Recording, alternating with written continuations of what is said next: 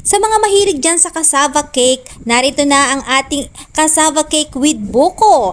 Kaya naman talaga namang masarap ito mga kudkod. Tama-tama lang ang tamis nito dahil nga naman hindi natin yan sinosobrahan ng tamis para iwas sa diabetes.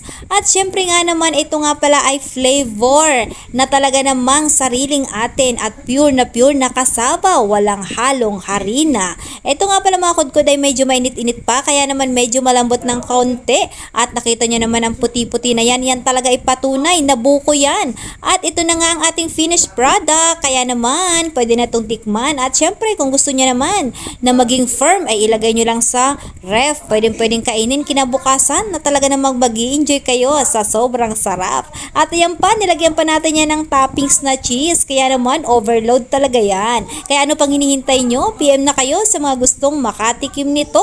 At sa inyong mga paboritong okasyon,